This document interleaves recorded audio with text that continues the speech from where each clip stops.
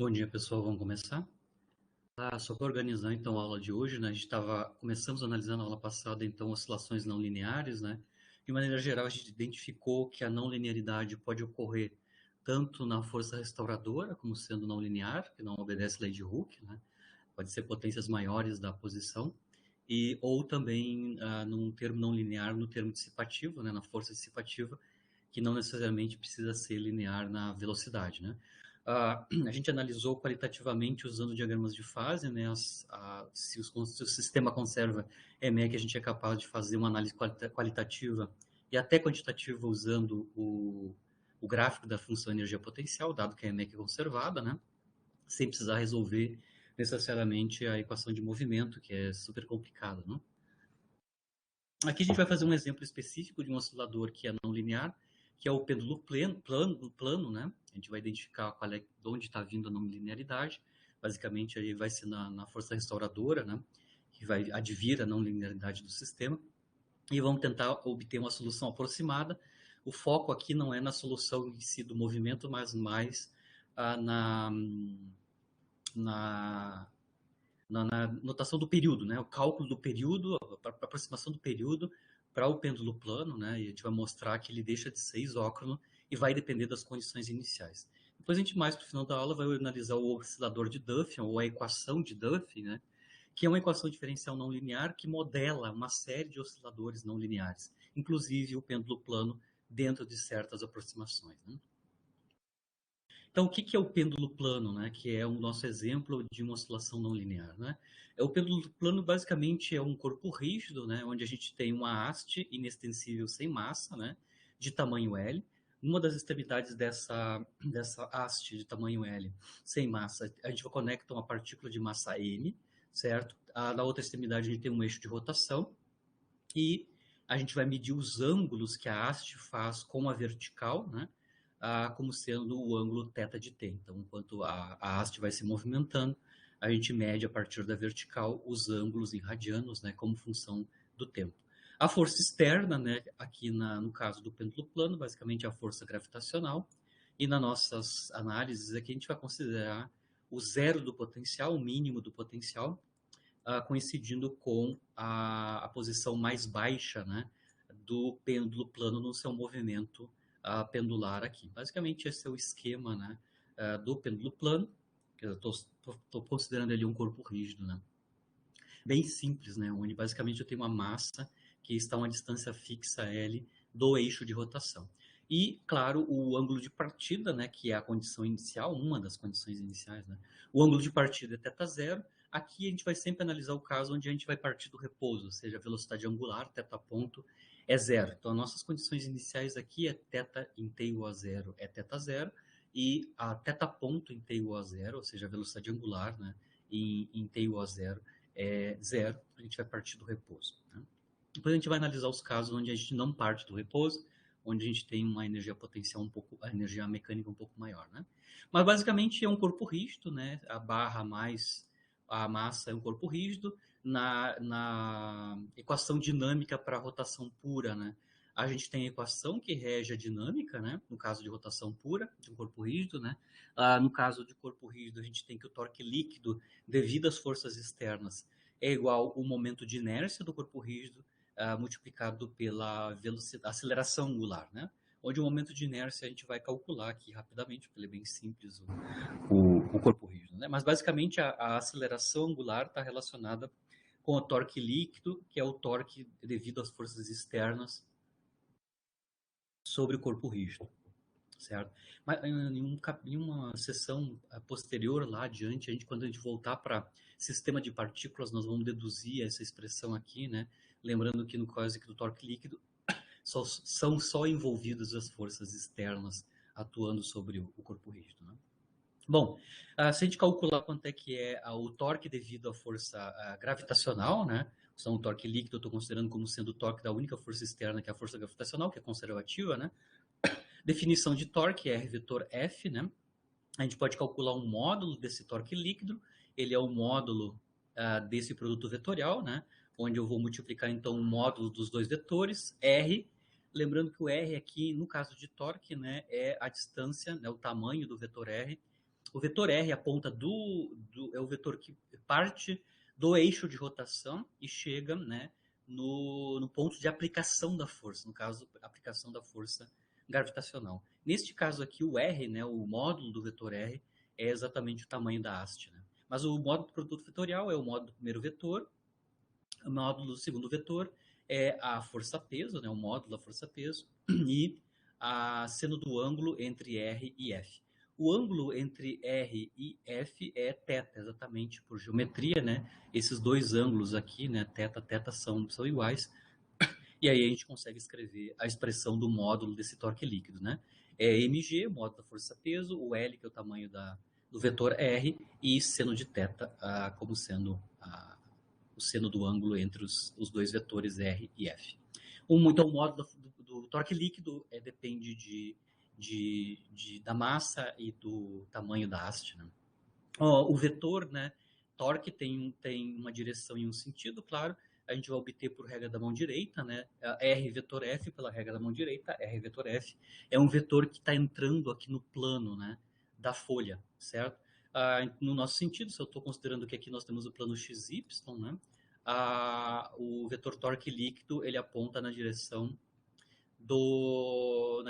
Z, na verdade menos Z, né? Que é dado pelo versor menos K.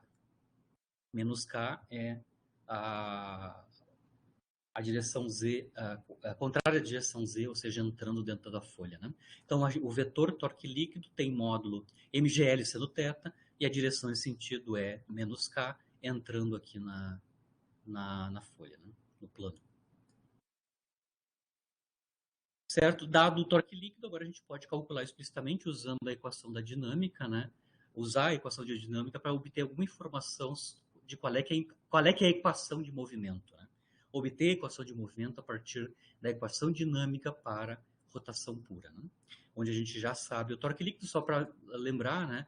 Aqui, como a gente tem uma massa que está a uma distância L do eixo de rotação, o cálculo do momento de inércia desse corpo rígido simplificado é bem tranquilo, né? A massa vezes a distância que a partícula está ao eixo de rotação. Lembrando que a haste não tem massa, né? Então só a partícula M tem. A partícula de massa M é quem vai dar massa para esse corpo rígido, né? Então basicamente a massa vezes L ao quadrado, né?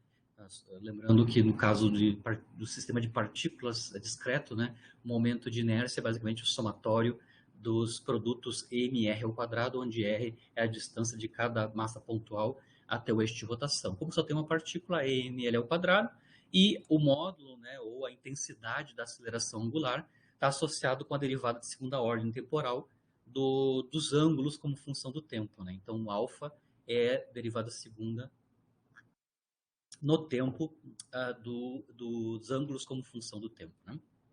Θ 2 pontos. Né? E aí, claro, aplicamos diretamente a equação para rotação pura, né?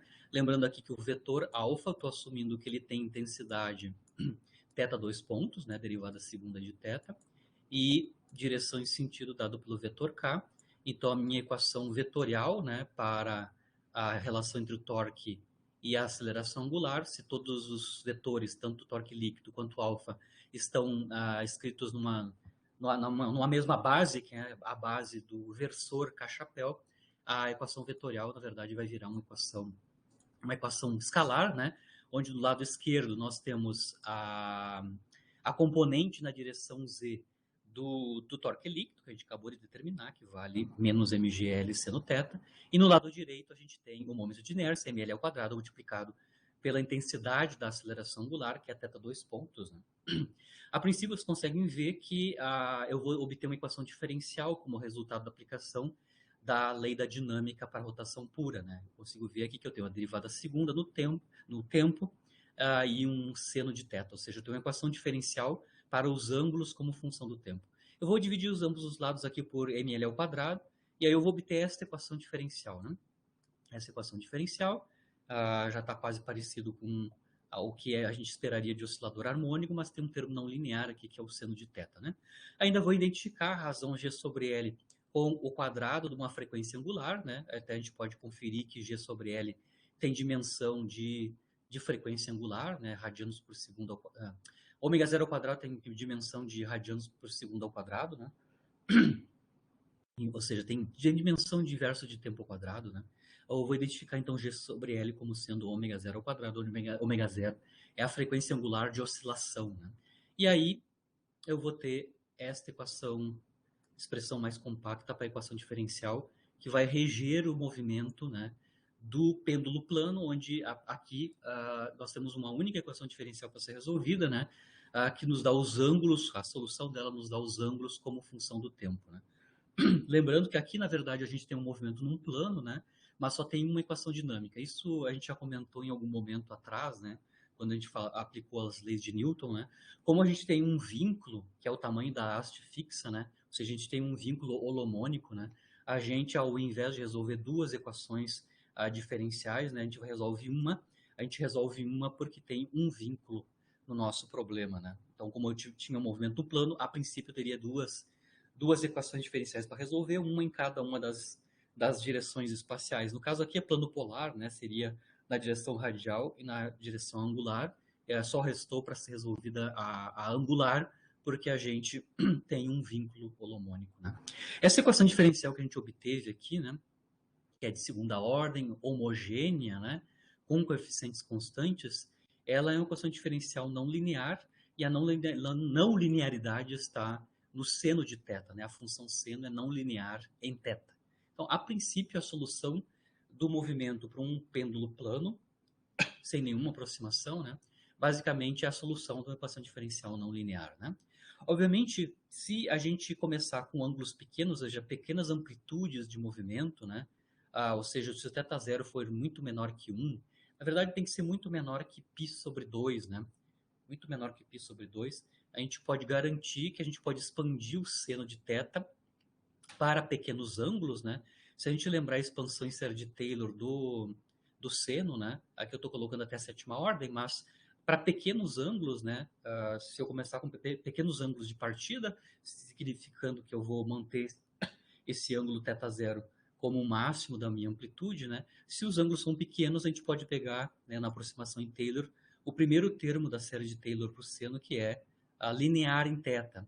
E nesse caso, né, no caso de pequenos ângulos, né, a gente vai recair, né, a equação diferencial não linear recai, né, numa equação diferencial que é linear, né? A gente na aproximação de seno de θ aproximadamente θ, se θ for suficientemente pequeno, né? Aí a gente volta a ter uma equação diferencial linear, né? Onde eu substituo o seno por o próprio θ. Essa equação diferencial na parte angular é a mesma equação diferencial associada ao oscilador harmônico unidimensional, né? A gente tem derivada de segunda, é uma derivada de segunda ordem, homogênea com coeficientes constantes, né? Onde um dos coeficientes é o quadrado da frequência angular de oscilação.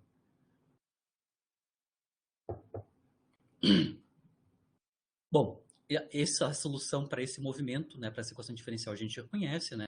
É harmônica, claro que aqui as nossas condições iniciais para esse oscilador corresponderiam no oscilador unidimensional, seria a condição inicial tal que x em tempo igual a zero é x0 e x ponto em tempo igual a zero é zero, ou seja, a velocidade angular ou a velocidade é zero e no instante inicial, a gente parte do repouso, né?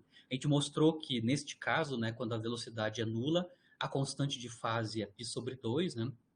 E a amplitude é justamente a posição inicial. Então a gente já sabe que a solução dessa equação diferencial linear, que é o limite, né, do pêndulo plano para pequenos ângulos, né, basicamente é um movimento harmônico, né, com frequência angular ômega zero, né? A gente pode também obter o período, nesse caso de pequenos ângulos, né, é 2π sobre ômega zero, onde ômega zero a gente definiu como sendo a raiz quadrada de g sobre L, né? E aí automaticamente a gente tem o período, né, para o pêndulo plano no limite de pequenas oscilações, né? 2π raiz de L sobre g, certo? Nesse caso ele é isócrono, né? Porque não há nenhuma dependência aqui no período da condição inicial da amplitude, né? Basicamente ele só depende das características da haste e do campo gravitacional, mas não nenhuma informação sobre θ0, por exemplo, está incluída aqui. Então ele é isócrono, porque ele é independente da amplitude de movimento, né? A gente já vai mostrar que quando a gente vai para o caso geral, né, ou quando a oscilação é não linear, no caso geral, o período vai depender da condição inicial, da amplitude original. Mas, a princípio, para pequenos ângulos, a equação diferencial do pêndulo plano recai numa equação diferencial linear associada ao movimento harmônico, né? E a gente conhece todas, e o período é isócrono. Agora vamos para o caso completo, que é o não linear, né? A não linearidade na equação diferencial, se a gente conseguir identificar de onde é que veio a não linearidade, a gente já viu que basicamente ela vem da expressão do torque líquido, né? O torque realizado pela força externa, que é a força gravitacional, né? Aqui eu estou fazendo um gráfico, né, do torque líquido em termos de θ. Ele é o termo não linear, ele é o que inclui o termo seno de θ, né? Obviamente, para pequenos ângulos, o torque líquido recai numa expressão que é linear em θ, basicamente mgl θ, no caso linear, né? Mas para ângulos não tão pequenos, a gente tem um comportamento senoidal, né, para o torque líquido. Então, eu estou fazendo aqui a representação completa entre menos π e π da expressão do torque líquido. Lembrando que π, né, no final a gente vai identificar como um ponto de equilíbrio instável, né? Lembrando que o π é lá na vertical superior, né? Lembrando que a gente está medindo os ângulos a partir da vertical aqui embaixo, né? Os ângulos mais ou menos π é quando a haste está lá em cima, né? Lá em cima, lá vertical, certo? Lá vai ser um ponto de equilíbrio instável, e aqui embaixo a gente tem um ponto de equilíbrio estável, né? Então, mais ou menos π nos vinculam, né, os ângulos máximos que a gente pode chegar aí na nossa representação, se a gente partir do repouso, né? O ângulo máximo que a gente pode chegar vindo a partir do repouso, né? Começando o movimento a partir do repouso. Para analisar a questão do período ou da solução do movimento, no caso completo, né, eu vou fazer uso da conservação da EMEC, porque no caso a gente está com um sistema conservativo, né? A única força atuando sobre o pêndulo plano é a força externa dada pela força gravitacional, que é uma força conservativa. Então, não temos forças dissipativas, né? Então, a EMEC é conservada e eu posso fazer toda a análise do movimento a partir da conservação da EMEC. Basicamente, a gente vai relacionar a velocidade angular com os ângulos tetas usando conservação da EMEC. Antes de começar a usar a conservação da EMEC, a gente vai ter que construir qual é, que é a expressão da energia cinética e da energia potencial para esse pêndulo plano aí, né? A gente vai então usar o zero da energia potencial como sendo no ponto mais baixo da trajetória do pêndulo, né, plano, ou seja, a gente vai usar o fato, na verdade a gente vai arbitrar, né, que a função energia potencial em θ igual a 0 graus, que é lá embaixo, né, como sendo zero. É a nossa escolha, né, para a localização do mínimo do potencial e mínimo do potencial só um momentinho.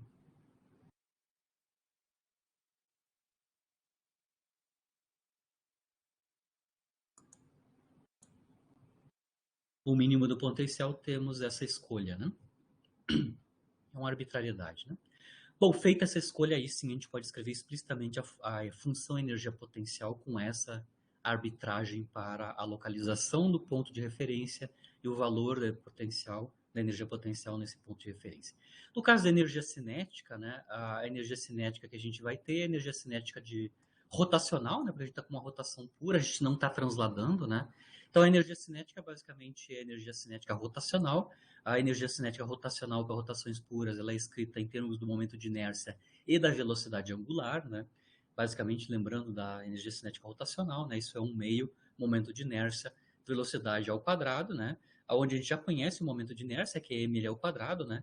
E a velocidade angular é θ ponto, né? Então, basicamente, a energia cinética rotacional é um meio ml ao quadrado, θ ponto ao quadrado, onde θ ponto é a velocidade angular. A energia potencial vai ser escrita em termos do ângulo, né? Mas a princípio a energia potencial gravitacional, é mgh, né? Onde as alturas são medidas a partir do mínimo do potencial, que está aqui, né? A distância mais baixa da trajetória. E aí eu vou ter que reescrever, cara, se eu quero escrever a energia potencial em termos do ângulo, eu vou ter que reescrever a altura h em termos do ângulo θ, tá? Por isso eu vou usar basicamente geometria, né? Aqui lembrando que quando o potencial é nulo, na distância mais baixa da trajetória, eu tenho a representação do tamanho da haste, que é o tamanho L. Se eu me desloco um ângulo θ, né, obviamente eu vou ter uma altura H correspondente, né, relativo à horizontal, né, certo? Eu posso obter essa distância H, essa altura H, a partir do ângulo θ desta maneira.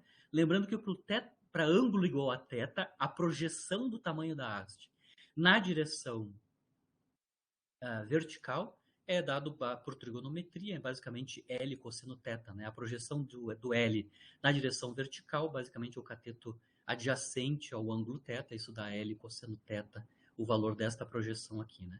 Claro que se eu subtrair o tamanho total da haste da projeção L cosseno θ, resta claramente a altura H escrita em termos do ângulo θ. Então aqui eu só estou reescrevendo a altura H em termos da diferença L com L cosseno θ. É esse tamanho todo menos esse tamanho aqui, que corresponde à projeção vertical da haste, né, do tamanho da haste, relativo a um ângulo θ. Né? E aí sim eu posso escrever, então, mgh em termos de θ. Né? Isso vai nos dar mgl 1 menos cosseno de θ, e aí eu tenho uma expressão da função energia potencial em termos do ângulo, né? Tanto a cinética quanto a potencial estão escritos em termos do ângulo θ. Né? A energia cinética em termos da velocidade angular, θ ponto, e a energia potencial em termos do próprio ângulo. Né? Lembrando que a gente está usando a condição inicial, que é θ ponto, né, em t igual a zero, como sendo zero. Ou seja, a velocidade angular inicial é nula. Partimos do repouso, né, na posição angular θ0. Né? Essas são as nossas condições iniciais. Né? Dessas condições iniciais, a gente pode obter o valor explícito da energia mecânica que vai ser conservada. Né? Lembrando, então, dessas condições iniciais, né, aqui a energia cinética inicial, né, que é a energia cinética em θ igual a θ0, né, lembrando que da condição inicial a gente parte do repouso, significando que a energia cinética em t igual a zero é zero, porque θ ponto é zero em t igual a zero. Né? Então, a nossa condição inicial para a energia cinética é zero. A energia cinética inicial é zero. Ou seja, eu não tenho energia cinética rotacional no instante t igual a zero.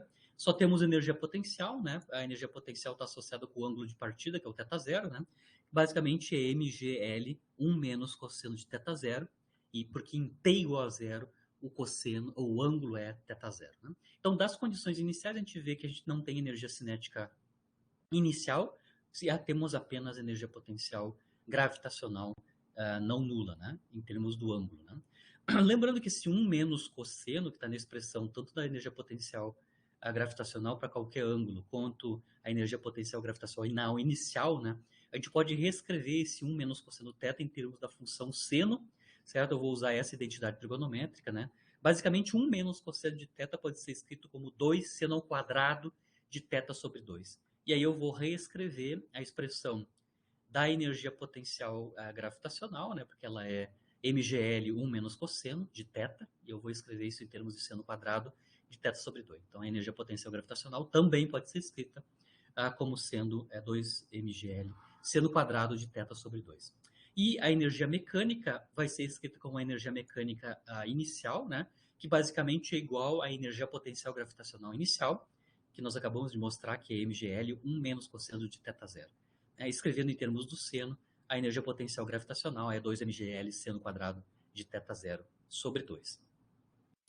Obtemos a EMEC, lembrando que a EMEC vai ter esse valor para sempre, né? Ela vai ser conservada, né? E a dependência temporal, né? Vai vir da expressão de T e de U para um tempo qualquer, né?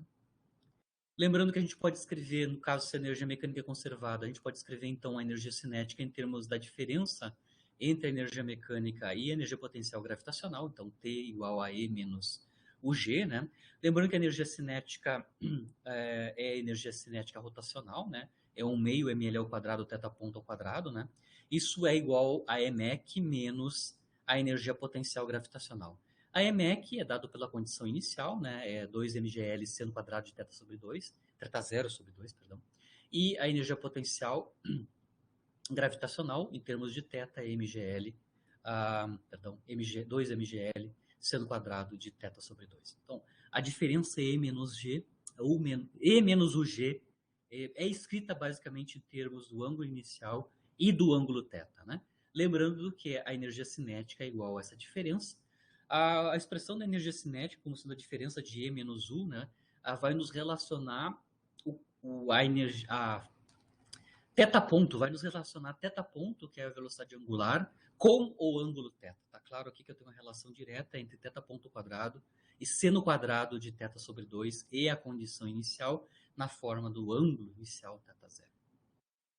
Dessa expressão da energia cinética, a gente isola teta ponto, né?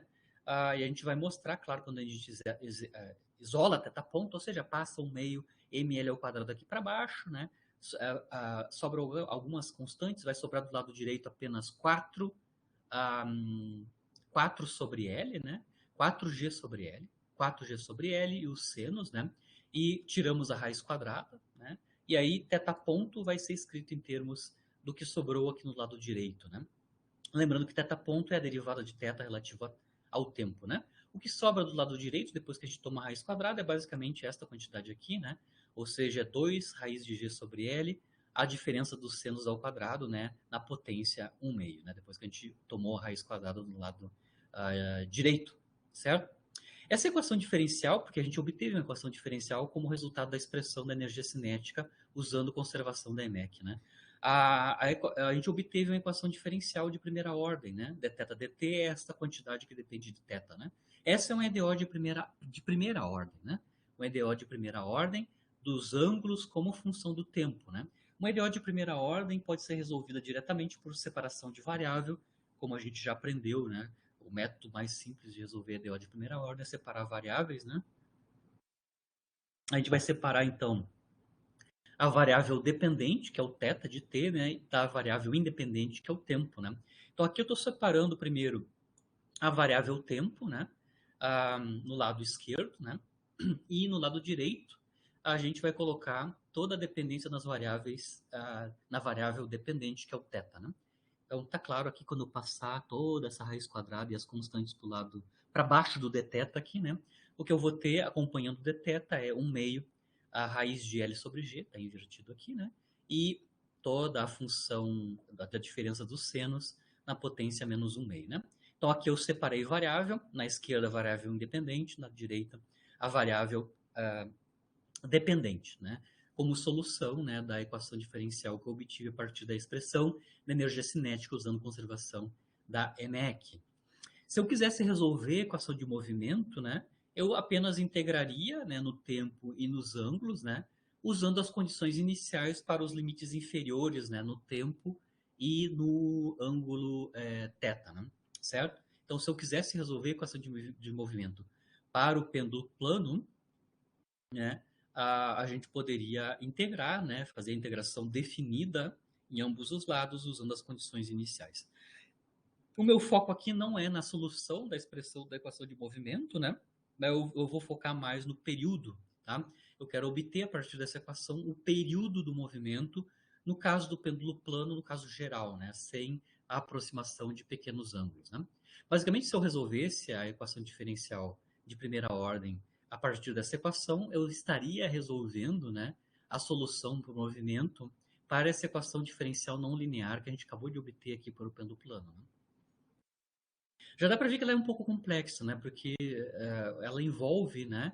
Lembrando que na integração angular aqui a gente teria que integrar um integrando ou cujo denominador tem uma raiz quadrada de seno ao quadrado de θ sobre 2, né? A gente vai ver que o tipo de integral que a gente vai ter que resolver só tem solução numérica, não tem solução analítica, tá? Mas o meu foco aqui é mais no período. Então, eu vou tentar calcular a partir dessa expressão aqui mesmo qual é que é o período do pêndulo plano no caso geral, né? E depois, claro, a gente vai fazer a aproximação de pequeno ângulo e ver qual é que é a coincidência com o que a gente já conhece do que ocorre com o período, né, para pequenos ângulos, né? A gente já sabe que o período para pequenos ângulos tem que ser isócrono, né? A gente acabou de mostrar aqui que no caso de pequenos ângulos, o período associado é isócrono, né? Então, a gente já sabe qual é que é o limite do período no caso de pequenos ângulos de partida, né? Bom, a primeira coisa que eu vou identificar aqui, né, é que se eu partir do ângulo θ0, né, e fizer desenvolver um movimento num período completo, né, vou de θ0 e volto nele mesmo, né? Ou seja, parto de θ igual a θ0, passo pelo θ igual a 0, vou a θ igual a menos θ0 e volto de novo em θ0, tá? Esse movimento aqui, né, que é um período completo, né, eu consigo entender que a cobertura da região angular de θ igual a zero até θ0, ou seja, num deslocamento angular que vai de zero a θ0, isso corresponde a um período, a um tempo transcorrido que é um quarto do período.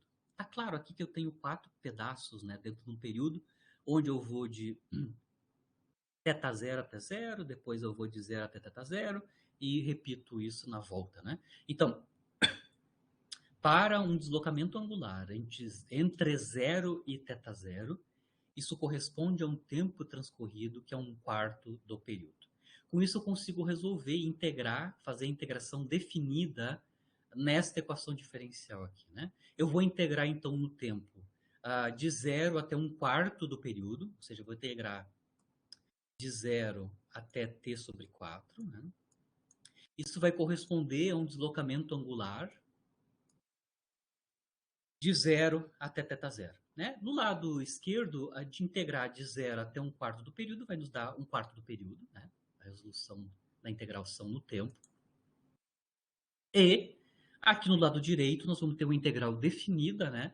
Que é a integração de zero até θ0, né? Em θ. Lembrando que o argumento aqui do integrando é complexo, né? A gente tem um denominador que tem uma raiz quadrada e dentro dessa raiz quadrada temos diferenças dos senos ao quadrados do ângulo θ e do ângulo inicial θ0. Tá? Mas, a princípio, a gente já consegue obter uma expressão fechada agora para a expressão do período do pêndulo plano, né?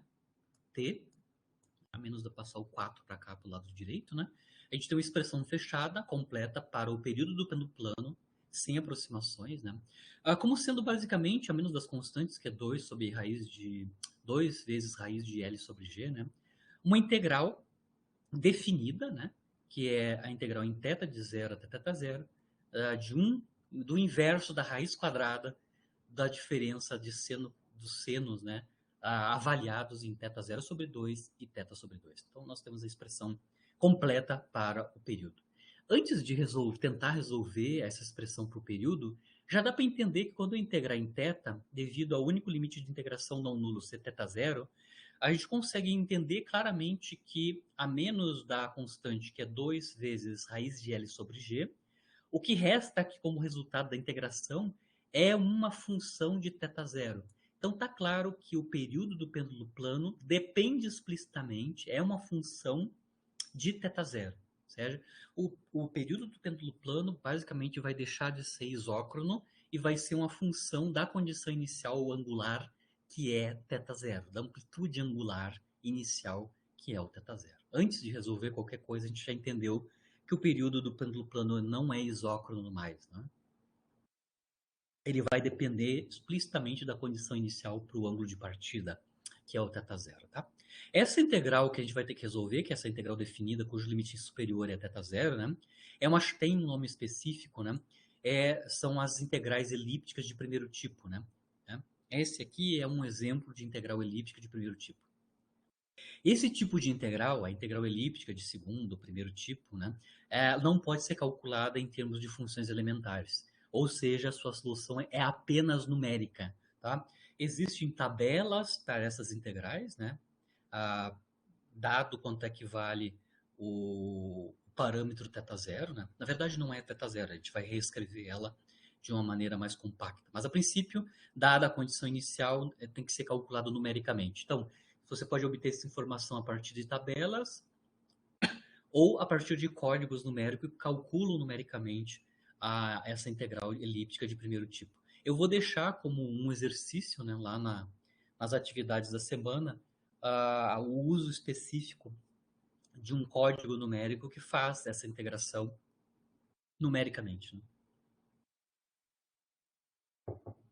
Mas, de qualquer maneira, a solução completa para o período do pêndulo plano especificamente só tem solução numérica. Né? Eu vou, claro, aqui mostrar uma aproximação dessa solução numérica por método de séries, né?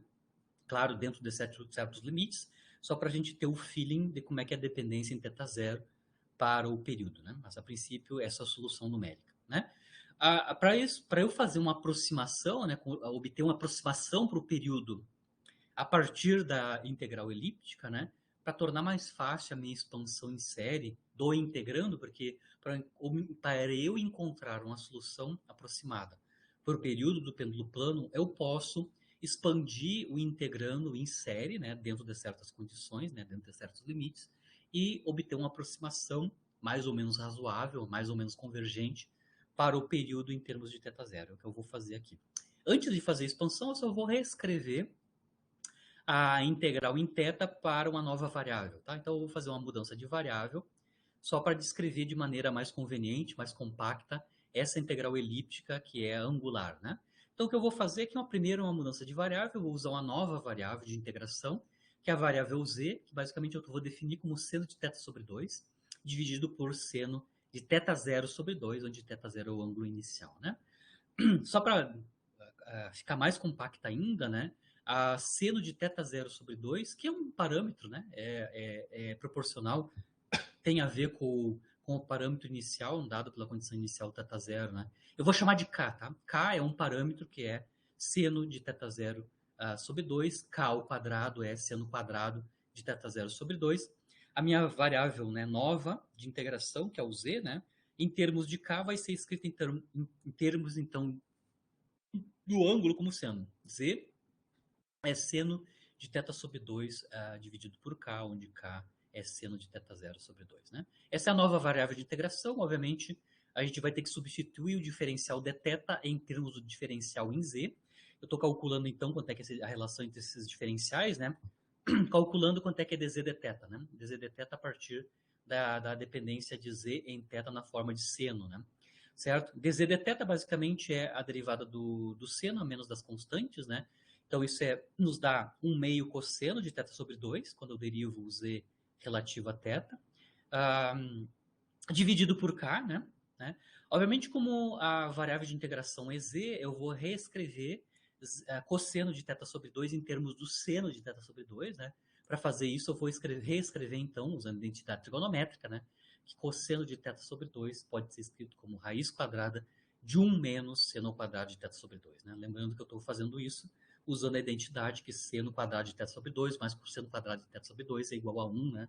E eu posso escrever, então, tanto seno quanto cosseno em termos da outra função trigonométrica complementar, né? Então, eu estou escrevendo cosseno em termos do seno desta maneira, né? E, finalmente, eu vou escrever dz de θ em termos de z, né? Eu já estou vendo que aqui aparece z quadrado, né? Multiplicado por k ao quadrado, né? Então, aqui nós conseguimos ver claramente, né? Que seno quadrado de θ sobre 2 é basicamente K2Z2, né? Que é o que eu fiz aqui. Então, eu estou só reescrevendo a dz de θ em termos de z e k, né? E, claro, agora a gente vai conseguir relacionar as duas diferenciais, né? Tá claro que aqui, tá claro daqui que dθ é escrito em termos de dz, como sendo dθ igual a 2k dividido por raiz quadrada de 1 menos K2Z2 dz. Ainda nós temos que recalcular os limites de integração quando a gente faz essa mudança de variável, né? Os nossos limites em θ vão de 0 até θ0. A gente vai ter que calcular quais são os novos limites inferiores e superiores, né? Inferior e superior, em termos da variável z, né? Bom, para θ igual a 0, z vale 0, né? Justamente aqui da expressão de z como função de θ, né? Z em θ igual a 0 é 0, porque z para θ igual a 0 é seno de 0, né? Que é 0. Se o limite inferior continua sendo 0 em z, o limite superior corresponde a z calculado em θ igual a θ0, porque θ0 é o limite superior da integração em θ, né? Quando θ igual a θ0, a gente vê que z dá 1, né? Então, os limites de integração na variável z vão de 0 até 1. E aí, eu vou fazer a substituição de variável aqui na nossa integral em θ, né? Substituo o diferencial e os limites de integração e, claro, a expressão do integrando, né? Aqui tá o detalhe, né? O integrando, né, que é o que está aqui dentro da raiz quadrada, né? Vocês conseguem ver claramente que isto é k quadrado menos k quadrado z2, né? k quadrado menos k quadrado z2 na potência 1/2. E o resto, o que está aqui, basicamente, é o dθ escrito em termos do dz, e os limites de integração estão aqui explícitos, agora em z, né, de 0 até 1. Lembrando, claro, que aqui no integrando original eu ainda posso fatorar k ao quadrado, né? Quando eu fatoro k ao quadrado, como eu tenho potência menos 1/2, o que a gente tem podemos ainda reescrever esse termo aqui como sendo k na menos 1, 1 menos z ao quadrado na potência menos 1/2. Esse k na menos 1 cancela com esse k daqui, e aí finalmente a gente tem a expressão do período, do pêndulo plano, escrito em termos da nova variável de integração, né, que é a integração em z. Né? A integração em z é uma nova maneira de escrever aquela integral elíptica do primeiro tipo, né, onde vocês vejam bem que a única dependência aqui das condições iniciais agora está embutida na expressão do parâmetro k ao quadrado. Né? K ao quadrado é seno quadrado de θ0 sobre 2, onde θ0 é a nossa condição inicial. Né? Então, é mais fácil de integrar esta daqui, porque, numericamente, né? Porque os limites da integração são fixos, né? Vai de 0 até 1, né? E o único parâmetro que a gente vai ter que introduzir aqui é o k quadrado, né? Na forma de seno quadrado de θ0 sobre 2, onde θ0 é o nosso ângulo de partida, né?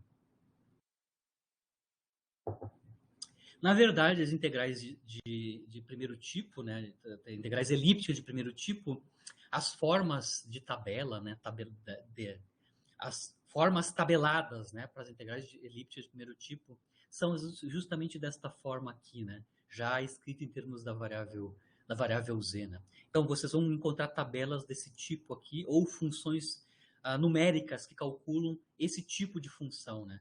É uma função que depende de dois inputs, né? Basicamente o parâmetro k e o x, que é o limite superior na integração. No nosso caso aqui, o limite superior é sempre 1, né? Mas, dado esses dois parâmetros, você calcula a integral elíptica de primeiro tipo numericamente, né? Certo? E a gente pode calcular isso tanto com tabela quanto usando códigos numéricos, né? Explicitamente botando esses dois parâmetros. Né? No nosso caso, basicamente, é o k quadrado que tem que ser introduzido à mão, né, para o cálculo da integral elíptica numericamente. O que eu vou fazer é fazer uma aproximação desse integrando. Lembrando que o nosso integrando aqui envolve, então, um dos fatores aqui envolve o parâmetro k. Né? Lembrando que o parâmetro k está associado com as condições iniciais. Né? Se o meu k for suficientemente pequeno, eu posso fazer a expansão deste fator aqui usando série de Taylor, desde que, claro, que K2, Z2 seja suficientemente pequeno. Né? A gente vai ver que a gente vai ter um movimento oscilatório, né? Toda vez que o ângulo de partida seja menor que π. Lembrando que π é lá no superior, que é o ângulo associado ao um ponto de equilíbrio instável. Né? Se o nosso ponto de partida é menor que π, ou seja, abaixo da vertical superior, né? A gente vai, se a gente partir do repouso, né, a gente vai ter sempre um movimento oscilatório, tá?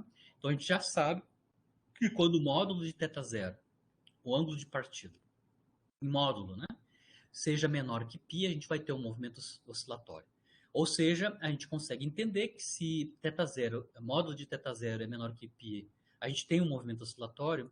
Isso vai corresponder para a variável k, né, a um valor que é menor que 1, porque, lembrando, k nós definimos como seno de θ0 sobre 2, se θ0 em módulo, né, for menor que π, isso o argumento aqui é menor que π sobre 2. Então, claramente, seno com um ângulo menor que π sobre 2 vai dar um ângulo menor que 1. Né? Então, está claro que se o ângulo de partida for menor que π, a gente vai ter a condição que o módulo do parâmetro k, ali na integral elíptica de primeiro tipo, né, menor que 1. Né?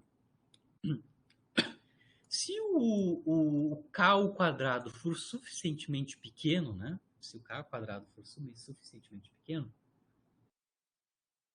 a gente não tem que se preocupar com o z, porque o z ele só pode rodar entre 0 e 1, né? Então, o problema todo aqui da pequeneza do argumento para a expansão de série de Taylor tem a ver com o k, né? Porque o z já é pequeno, né? Ele está sempre abaixo de 1. Se o k quadrado for muito menor que 1, isso permite nós escrevermos a série de Taylor do fator que depende de K aqui na nossa integral elíptica de primeiro tipo. Né? Ou seja, a módulo de K quadrado muito menor que 1 corresponde, então, a ângulos de partida, né, muito menores que π. Né? Muito menores que π.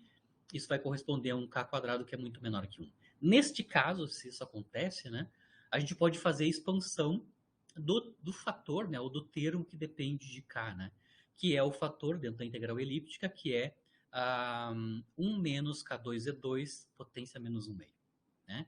Se o K quadrado é muito menor que 1, Z é sempre pequeno, porque ele está entre 0 e 1, né? A gente pode fazer expansão em Taylor dessa função. Né? Então, eu tenho a função 1 menos 1 na potência menos 1 meio. Se U é muito menor que 1, a gente pode fazer expansão em Taylor em torno de U igual a 0. Né? Aqui eu estou colocando até a ordem 3 na série de Taylor, né? Até a potência cúbica. Mas aqui eu estou escrevendo os primeiros termos da série de Taylor para a função 1 menos U na potência menos 1 meio. No nosso caso, o parâmetro U aqui é K2Z2. Né? Então, quando eu substituo, né, os primeiros termos na série de Taylor, aqui eu vou ter só até segunda ordem explicitamente. Né? Quando eu substituo U por K2Z2, eu obtenho como resultado da série de Taylor um dos meus fatores que depende de K ali na integral, no integrando da integral elíptica de primeiro tipo. Né? Eu posso expandir ele em Taylor, aqui eu estou colocando até potência K na quarta, né? Corresponde à potência quadrática aqui na série de Taylor. Né? Mas, basicamente, eu posso fazer uma expansão em Taylor do termo que depende em K ali no integrando da integral elíptica. Né? E aí eu posso resolver, né, termo a termo, né, e obter se a integral convergir rapidamente, né, ou se a série convergir rapidamente, eu consigo obter uma expressão bem confiável, né, para o período do pêndulo plano. Certo? Lembrando que aqui eu só posso fazer expansão se eu estou com ângulos muito menores que π. Né? Por exemplo, π sobre 2 ou coisas assim. Né? Não necessariamente a gente precisa de pequeno ângulo mesmo. Né? A gente pode até ângulos pequenos desde que sejam muito menores que π. Né? Isso garante que o k quadrado vai ser muito menor que 1. Né? Certo? Bom, aí eu vou substituir então a expansão em Taylor do termo que depende de k aqui na integral elíptica, né? Lembrando que o único termo que depende de k, na verdade, lembrando, integrando é 1 menos z ao quadrado na potência menos 1 meio e depois um fator que é 1 menos k quadrado z2 na menos 1 meio, só esse fator que a gente vai fazer a expansão, porque é o único que depende de k. Ou seja, explicitamente isso daqui, né? A menos do 1 menos z ao quadrado raiz, que está no denominador, que não depende de k, né? Aqui eu estou expandindo, né, em série, a função que depende de k. Né? Lembrando, então, que nessa aproximação eu posso obter o período como uma série, né? Onde eu vou fazer as integrações termo a termo, né? Potência a potência de k. Né? Eu vou só fazer os três primeiros integrações, só para a gente entender o que vai acontecer. Né? Obviamente, vocês vejam que, lembram, os resultados de cada termo aqui basicamente vão ser um número, né? Se vocês olharem aqui, né? Eu vou integrar basicamente só na variável z de 0 até 1, isso vai me dar um número, tá? A expressão em k, ou seja, a dependência em k, termo a termo, está fatorada, né? Por exemplo, nesse primeiro termo eu não tenho dependência em k, nesse segundo termo eu tenho uma dependência explícita em k2, aqui no terceiro termo eu tenho uma dependência explícita em k na quarta, e assim por diante. A integração em z vai dar apenas um número. Tá? Então, eu vou fazer os primeiros termos das integrações em z e a gente já vai entender que a integração em z vai dar apenas um número. Né? Se eu integrar o primeiro termo, que vai dar o primeiro termo de aproximação do meu período do pêndulo plano, né? Bom, é esse tipo de integral. A integral definida, né, dz integrado de 0 até 1, dá o inverso da raiz quadrada de 1 menos z ao quadrado. Bom, isso é o arquisseno, né? A solução dessa integral definida é o arquisseno calculado de 0 até 1, que vai nos dar π sobre 2. Então, o resultado da integração do primeiro termo, basicamente, vai nos dar um π sobre 2. A segunda integral, né, basicamente é a mesma anterior, a menos no numerador eu tenho um z quadrado. Tá? Ou seja, a integral de 0 até 1, de z quadrado sobre raiz de 1 menos z ao quadrado. Bom, isso pode ser integrado por partes, né, onde uma dos resultados da integração por partes a gente vai usar a integral do arquisseno. Eu estou colocando aqui explicitamente o resultado da integral indefinida, né, z quadrado dividido pela raiz, né? Ela também envolve o arcseno a menos de um segundo termo que depende de z raiz de 1 menos z ao quadrado. Calculado, claro, de 0 até 1. Como eu já comentei, né, a integral definida em z, neste caso aqui, vai nos dar um π sobre 4. Se a gente for fazendo os outros integrais, a gente vai entender que vão nos dar o resultado termo a termo das integrais em z apenas números, né? No caso, o primeiro termo π sobre 2, o segundo termo π sobre 4 e assim por diante, né? Substituindo, né? Como as dependências em K já estão fatoradas na série de Taylor, né? Eu estou substituindo os resultados das integrais termos a termos, né? Tá? A terceira integral, que seria a integral de z na quarta dividido pela raiz de 1 menos z ao quadrado, nos dá 3/8 de π sobre 2. Né? Obviamente, os resultados das integrações vão acompanhar as potências em K aqui, né? Que são o parâmetro de expansão se K quadrado for muito menor que 1. Né? Aqui eu ainda posso fatorar π sobre 2, né? Em todos os termos, eu fatoro o termo em comum π sobre 2. Quando eu faço isso, fator π sobre 2 aqui na série, eu vou ter, então, como fator comum, como normalização do período, 2π multiplicado por raiz de g sobre L, e uma série, né, que depende explicitamente apenas de K a menos de fatores numéricos na frente. Né?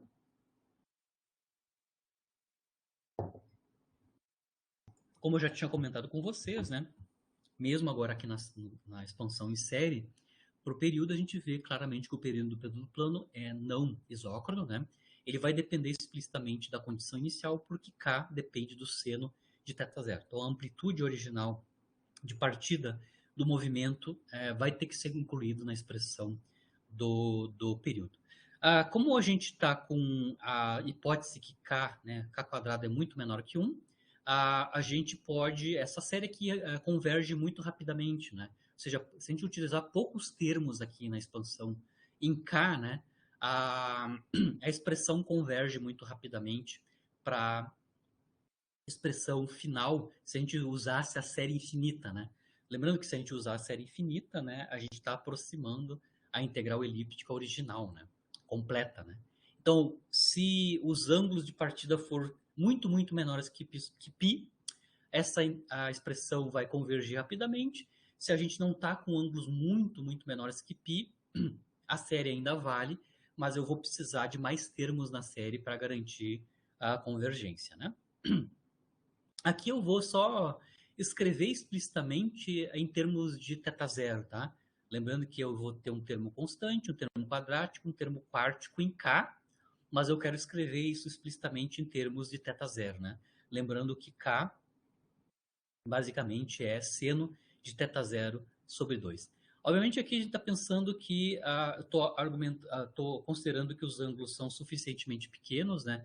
Ou seja, menores que π, né? Nesse caso, a gente pode escrever uma aproximação para K quadrado, né? Lembrando que seno de θ0 sobre 2 tem expansão em série de Taylor também, né? A série do seno, né? Se eu pegar, por exemplo, a expansão do seno de θ0 sobre 2 até terceira ordem, na expansão em Taylor do seno, isso vai corresponder para ângulos suficientemente pequenos, né? Suficientemente menores que π, né? Eu posso usar até termo cúbico, né? E eu posso escrever explicitamente esses dois termos aqui, o termo quártico e o termo quadrático, né? A menos incluindo também as constantes, né? 1/4 e 9/64, né? Lembrando que K é seno quadrado de θ0 sobre 2, que eu vou aproximar até a terceira ordem no θ0, né? Eleva ao quadrado isso para obter o K quadrado, né? Isso vai nos dar um termo que vai até sexta ordem em θ0. E se eu tenho K quadrado, eu também posso obter o K na quarta, que é o quadrado dessa expressão, que vai ter a dependência máxima em θ12 avos, né? θ0 na potência 12 avos, né? O K na quarta, né? Tem independência até θ0 na 12 avos, né? Ou seja, se eu fiz a expansão até terceira ordem no K, né? Ou seja, se eu uso expansão até terceira ordem para seno de θ0 sobre 2, eu posso calcular explicitamente os dois primeiros termos dependentes de K aqui na expansão em Taylor, né? Que são esses dois termos aqui. Eu posso calcular isso explicitamente, né? Usando tanto a expressão do K quadrado quanto do K na quarta, né? O K na quarta é o quadrado desses três termos aqui, né? Se eu selecionar o resultado dessa soma ordem a ordem, né? Eu vejo que os primeiros termos são de ordem quadrática e quártica em θ zero, né? Em ordem quadrática eu tenho θ zero quadrado sobre 16 avos, né? E em ordem θ zero na quarta eu tenho um fator que é 11 dividido por 3.072. Fatores numéricos e potências pares apenas de θ zero. Substituindo isso explicitamente, né? Ou seja, substituindo esses dois primeiros termos aqui, claro, expandindo até terceira ordem, θ zero ao parâmetro k, né? A gente obtém essa expressão aproximada, claro, né? Para a expansão em série do período do pêndulo plano. Em termos explícitos de θ zero, né? Eu consigo ver que a expansão em série, em termos do θ zero explicitamente, que é o ângulo de partida, né? Envolve somas de potências pares, né? Com contribuições cada vez menores, né? Vocês vejam que os fatores são cada vez menores na expansão em série, né? Eu tenho 1/16 avos, depois eu tenho basicamente 10 sobre 3.000, né? E assim por diante, né? A gente vê que os termos posteriores, depois da potência sexto para em diante, são suprimidos, né? Os fatores que acompanham eles suprimem a contribuição dos próximos termos para a série. Então, os termos dominantes são esses três na expansão em série. E tá claro, deixa de ser óculo e passa a depender explicitamente do ângulo de partida. Então eu consigo mostrar que pelo método aproximado que o período do pêndulo plano depende explicitamente do ângulo de partida, né? Da condição inicial, da amplitude inicial. Diferente que no caso do pêndulo com muito pequenos ângulos, né? Se a gente partir de pequenos ângulos mesmos, né? A gente vai retornar, claro, na expressão do período do pêndulo plano no limite de ângulo muito pequeno, que volta a ser isócrono, né? Lembrando, se a gente pegar essa expressão em série e tomar o limite de θ zero tendendo a zero, né? Que é o limite de pequeno ângulo, né? A gente vai obter uma expressão do período nesse limite, que é 2π raiz de L sobre G, que é exatamente a expressão que a gente obteve agora há pouco, né? Da solução, a partir da solução de movimento a partir do limite de pequeníssimo ângulo. Né?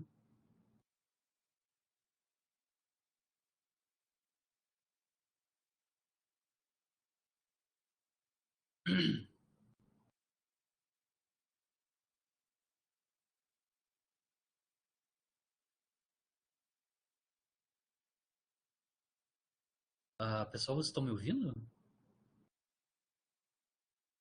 Vocês me ouvem? Mas vocês estão me ouvindo?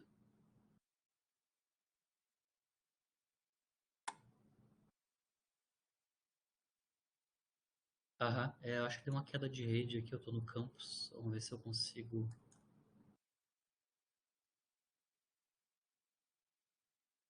Só um...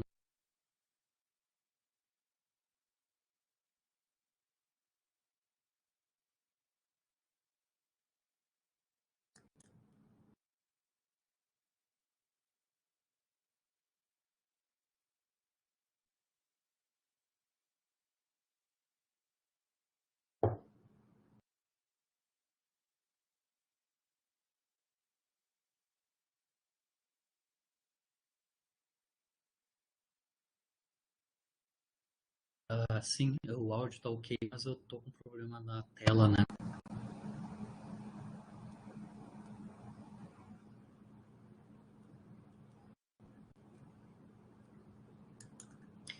Pessoal, eu vou ter que sair e retornar.